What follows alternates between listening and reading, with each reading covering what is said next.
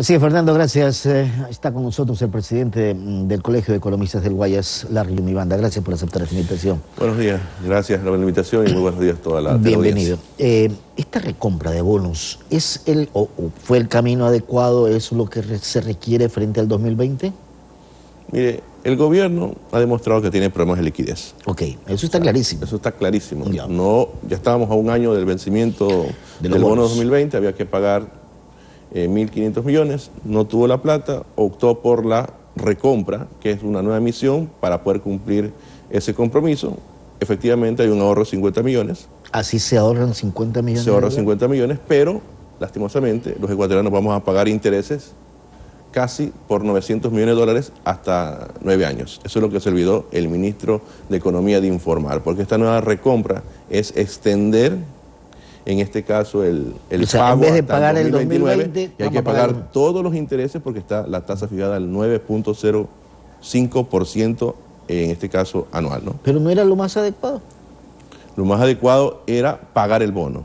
Pagar si no hay plata el bono por algo están haciendo política de austeridad, por algo se están haciendo todas estas reformas, por algo hay que prever en el tema de las amortizaciones, porque si no, así vamos a estar con el tema del bono 2022, 2023, 2026, ya 2028. Ese año y vamos a seguir recomprando. Y el próximo gobierno va a estar también haciendo los procesos de recompra, y así nunca vamos a salir de la deuda pública, y así jamás vamos a llegar al 40% del coeficiente de deuda pública, ¿no? O sea, la brecha de la deuda va a seguir, es igual, lo que se ha hecho es extender el plazo de pago de estos bonos en este caso. Es una nueva emisión que cancela el uno y nos metemos en otra deuda. Eso es lo que está pasando. Y también lo que el ministro nos dice es que ya para los próximos presupuestos hay que incorporar los intereses de esta nueva emisión. Y están más o menos entre unos 89 o 90 millones de dólares anuales de intereses. Entonces eso da una lectura de que el gobierno solamente tiene para cubrir lo que está en el déficit global, o sea, solo los intereses. Cualquier amortización adicional no va a tener los recursos, salvo que el gobierno reactive la economía, que eso también no ha pasado y no va a pasar siquiera hasta el año 2021, según proyecciones del Fondo Monetario, de este gobierno y del Banco Mundial. Reactivar la economía no es fácil frente a una situación con la cual se arrastró hace algunos años atrás. Entonces es complicado para cualquier autoridad. Sí es complicado, pero ya tiene 2 años para haber hecho algunas reformas. Por ejemplo, nosotros hemos conversado en varias oportunidades el tema de bajar impuestos y hasta la fecha no ha logrado bajar los impuestos bajo un concepto de revolución fiscal que nosotros hemos planteado. El tema de las empresas públicas todavía está en carpeta y no ha tomado una decisión. ¿Referente a venderlas? En venderlas, concesionarlas, pero las empresas públicas no rentables.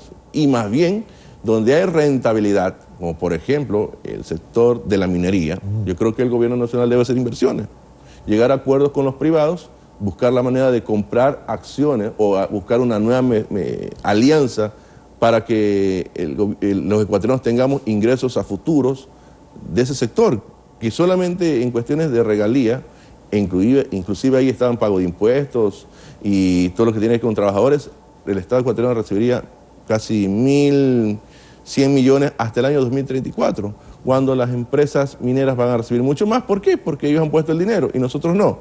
Pero nosotros sí podemos poner dinero. ¿Cómo? A través de la preventa petrolera. Entonces, deuda para pagar deuda es mala. Deuda para inversión que genera rentabilidad es muy buena. Y eso el gobierno nacional lastimosamente no lo ha hecho. No lo ha hecho. Pero se puede hacer inmediatamente. Lo puede hacer, ya es cuestión de decisión del gobierno nacional, ya es cuestión de modelo de política pública. Claro, ¿no? ¿Y qué hay del otro lado, del lado del Estado? O sea, ¿cómo se ajusta el cinturón, reducir el tamaño del Estado? No sé, darle lo que usted dice, lo de las empresas públicas, porque hay empresas públicas que inclusive están mal e invierten. Es que el tema de las empresas públicas, 300, 400 millones para tenerlas quebradas, mejor no tenerlas. Invierte por otro lado esa plata. Más bien concentrarnos en las pocas empresas públicas que consideramos claves como petroleras, eléctricas y lo que tiene que ver con telecomunicaciones, que más bien hay que traer un proceso de reingeniería para generar mayor rentabilidad y poder financiar la política social, porque, mire, los últimos créditos que ha obtenido el gobierno, y por ejemplo el Banco Mundial, una parte va a lo que es proyectos de saneamiento, pero otra parte va para protección social. Yo no discuto que, por ejemplo, hay que preocuparse por los más vulnerables, pero deuda para poder pagar, por ejemplo, un nuevo bono o incremento de bono no es sostenible. eso se debe pagar con recaudación tributaria, porque son ingresos permanentes, porque eso es pan para hoy, hambre para mañana. Entonces yo creo que la política económica de deuda también no es tan efectiva como el gobierno la pinta. Entonces, por eso es que nosotros vemos con preocupación de que lastimosamente la reactivación se va a seguir demorando, alargando, porque no se están sentando las bases en materia de política económica. Cuando se habla a través de la recaudación tributaria, pero la recaudación tributaria es suficiente como para poder paliar esta situación, por ejemplo, en el caso de los bonos. Eso es un tema un poco delicado, porque mire que de acuerdo a los informes mismos del Servicio de Rentas Internas, en enero a mayo creció en el 2.4%. Las proyecciones del gobierno eran del 10%. Y así está planificado en el presupuesto del año 2019. Entonces usted ve que la tributación crece y crece menos. Y eso es en el primer trimestre donde hay mayor movimiento económico. Vamos a ver qué es lo que pasa en los próximos 5 meses del gobierno. Vamos a esperar qué es lo que pasa de junio a diciembre en materia de recaudación tributaria. Y eso va a ser más o menos la señal de lo que todo el mundo ha anunciado del crecimiento económico para este año, que va a ser el 0%, ¿no? 0%, no como dicen los organismos multilaterales de crédito de 0,1, aunque sea... Bueno, margen de error, o sea, que tiene más o menos, pero es casi crecimiento nulo. Lo más lamentable es que es para este año, el 2020 y el 2021. Por eso es que el gobierno de Lenín Moreno será recordado como el gobierno del estancamiento económico, ¿no? Pero del estancamiento, pero peor ha sido lo que hemos vivido antes. Pero estamos clásicamente a filo de la acera, entonces cualquier mal paso caemos en recesión. Eso sí hay que tener mucho cuidado, ¿no? ¿Y por qué dice eso? No entiendo. Porque cuando usted ya comienza a tener crecimientos negados, ya estamos al borde de una recesión económica. En eso estamos de acuerdo. Bajar impuestos, que es su tesis de siempre, ¿permite recaudar más o no? Mire, el tema es que usted le da al país una visión distinta, porque todo el mundo quiere invertir en países que tienen baja fiscalidad. Eso se ha demostrado a nivel global.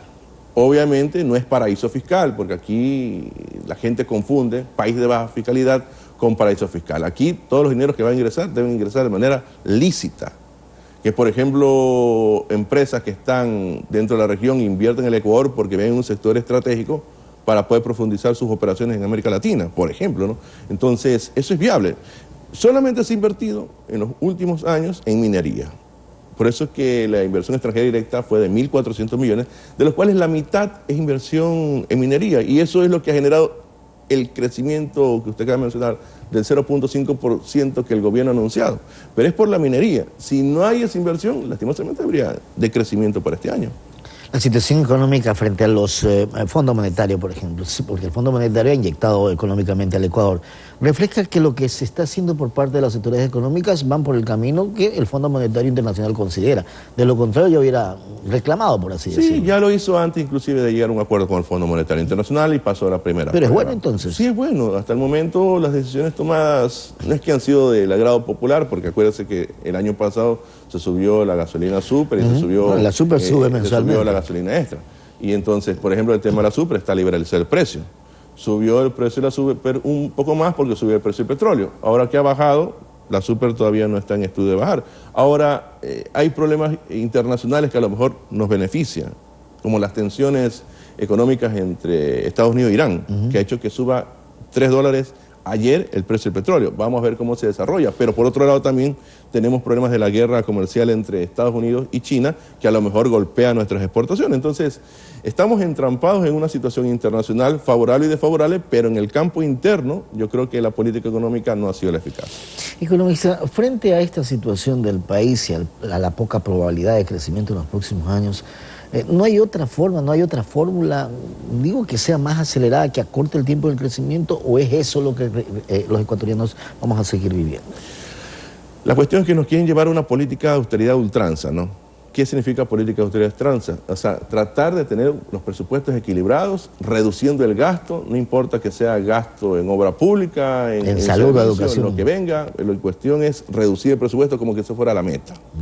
También la teoría económica dice que hay que tener déficit presupuestario moderados, o sea, usted puede tener un 2% de déficit, pero lo demás su política económica tiene que estar en función de la inversión pública. No hemos descartado que la inversión privada cumple un papel muy importante y de hecho están las reformas que le mencioné. El tema de bajar los impuestos, que va dirigido para ellos y también para los consumidores. El tema de achicar los trámites que se dan para hacer negocios en el país, también van por esa línea. Pero la inversión pública es clave porque si la inversión privada no crece de manera como está planificada por el gobierno, quien tiene que suplir eso es la inversión pública. Volver a retomar, por ejemplo, el tema de sectores estratégicos, como se lo mencioné, a través de la renegociación de los contratos con la minería, que yo considero muy importante. No es que el Estado se va a encargar de la operatividad, sino que es el privado, pero obviamente con una mayor participación de las ganancias, ¿a costa de qué? De una mayor inversión, ¿producto de qué? De una preventa petrolera que el gobierno lo puede realizar. Hay formas entonces. Hay formas para hacerlo, la cuestión ya depende de quién toma las decisiones. Economista, agradecerle por haber estado con nosotros esta mañana. Gracias a ustedes. Buen día.